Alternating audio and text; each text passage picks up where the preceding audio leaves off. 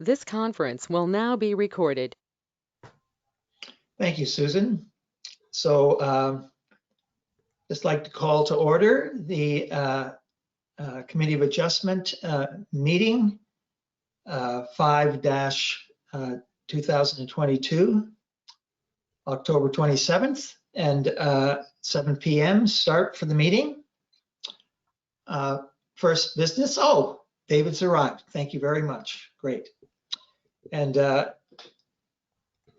first order of business is that everybody should be aware of their emergency exits and know how to approach them promptly should any emergency arrive.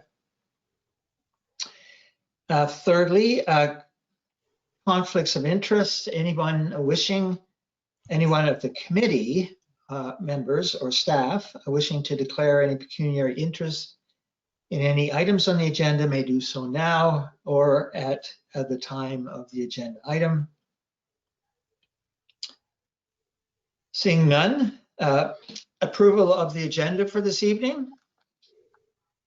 I'll approve it. Brenda supporting that and seconded by Corinne. Thank you very much. All in favor? Yes. None opposed. That's adopted. Thank you very much. Approval of the minutes of the last meeting, COA meeting 04 2022, and sorry. Yes, that's right. Any adjustments, changes, amendments? Anyone wishes? I have none. I'm happy to move that we approve them.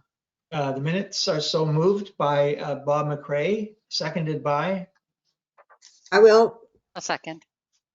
Corinne, thank you very much. The minutes are adopted. Oh, all in favor? Well, that's good. None opposed? Which can move us on to our public meeting tonight, which is to deal with application number B04, 2022. I see the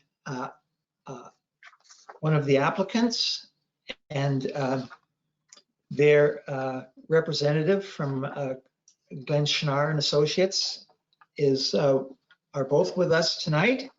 And so I think this is to do with a consent to create a 1 acre lot on the subject lands. Perhaps I would ask Mr. Trotman, do you have any comments you would like to make on this application to start us off? Yeah, I would actually, Chair Ryan, if you don't mind.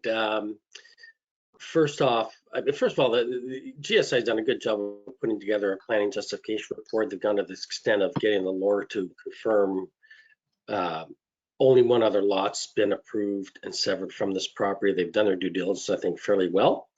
And I've waded through the policy tests on this application. As committee knows, I take rural severances, and particularly residential lot severances, seriously. I put a lot of scrutiny onto them. However, if they meet all the policy tests, then I'm able to recommend approvals where they're deemed fit based on that conformity. There is a mistake I've made on one of the recommendations. It's recommendation number, bear with me, number 2. This would be page, everyone, page 7 of the planning report.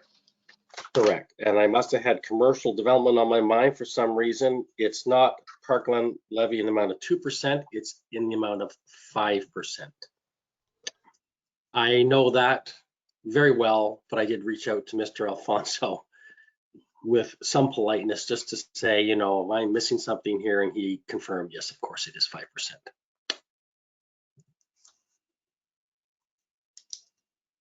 Well, other than that, I could wait through my report.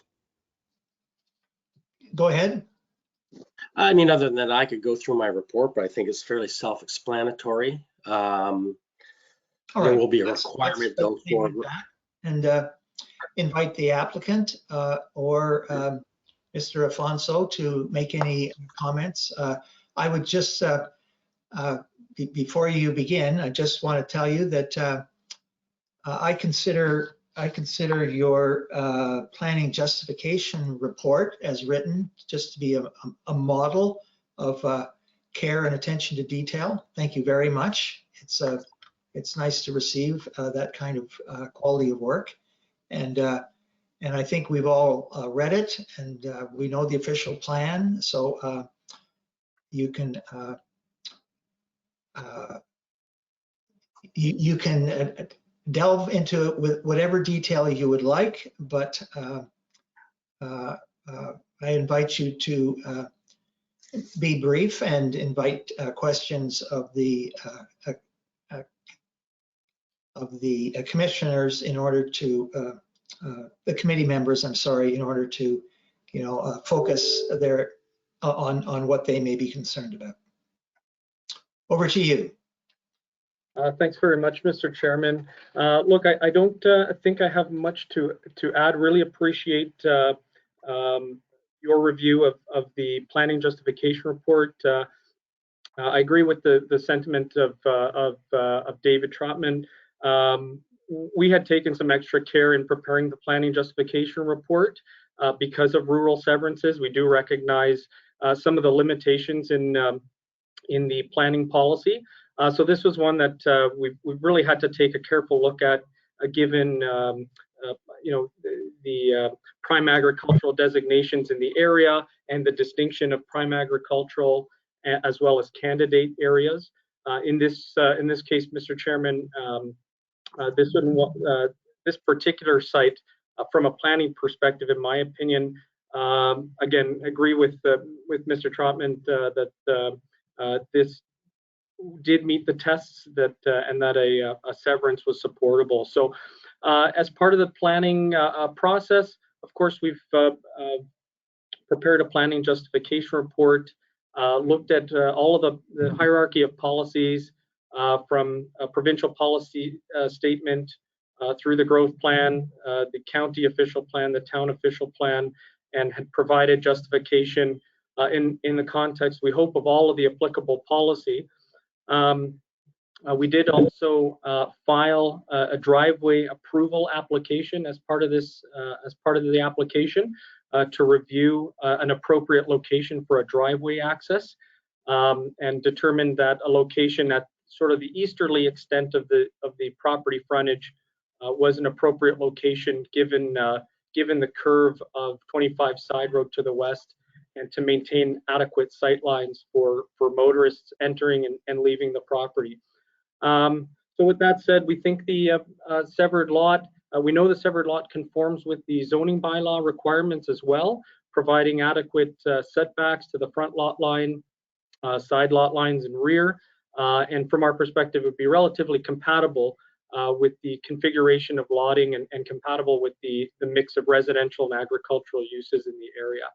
And with that, Mr. Chairman, we respectfully request the committee's consideration and approval of the application.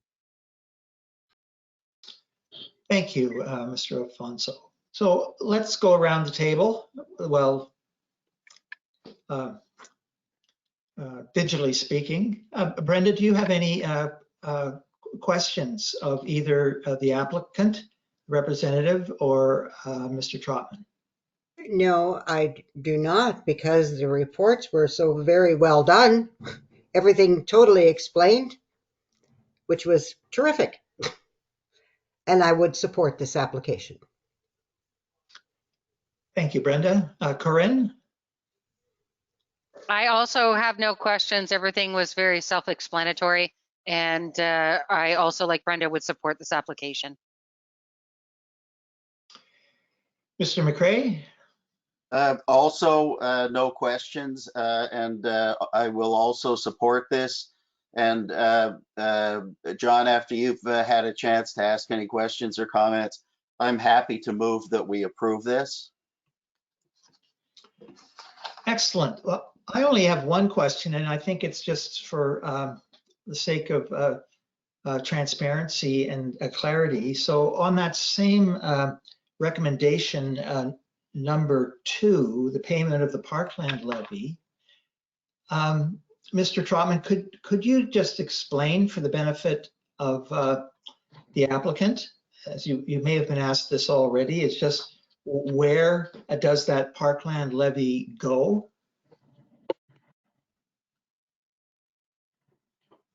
You may need to turn your mic on. That parkland levy goes to, I don't know if I should characterize it as a reserve fund, but essentially it's a reserve fund set aside for parkland, future parkland purchase or rehabilitation or other related works in Mono. It must be used for that purpose. So there is a dedicated sub-account in the reserve fund for parkland? However it's characterized, yes, it is. It is not to be used for, extraneous things. No, it's for that purpose.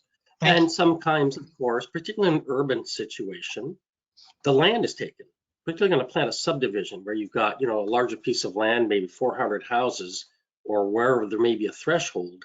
The municipality may say, no, we need a park in that subdivision. We want the park here or there, where.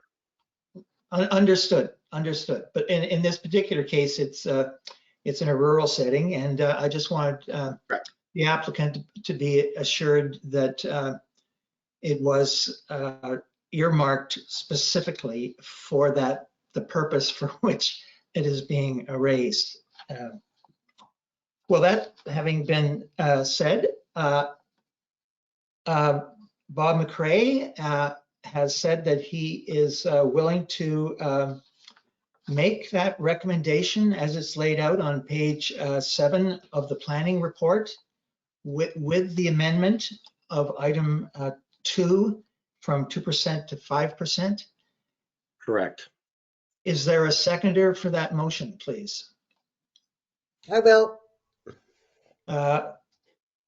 Seconded Brenda. by Brenda Teeter. All those in favor? Yes. Seeing none opposed, it's adopted forthwith. And thank you very much for joining our so brief meeting of our Committee of Adjustment this evening. I just wanted to add one thing. I just wanted to say thank you very much for everybody to come on tonight and take time out of your day to go over the application with us. And I really appreciate that. So I just want to say thank you for your time. Well, thank you for thanking us. We're all volunteers and we're your neighbors. So there you go. No problem. You did a good approach by retaining the SAI, good consultants, and they've taken the ball and run with it, which is always great to see. Yeah. Well, thank you very much, everyone. You're welcome. Thanks. So any other business that committee members might like to raise at this point? None by myself. No. No. None. Seeing none, I think we may be able to adjourn this meeting and have Susan Pottle record in the minutes that we finished it at 7:15. Thank you all. Have a wonderful good evening and a long continuing fall. Thank you. Yes.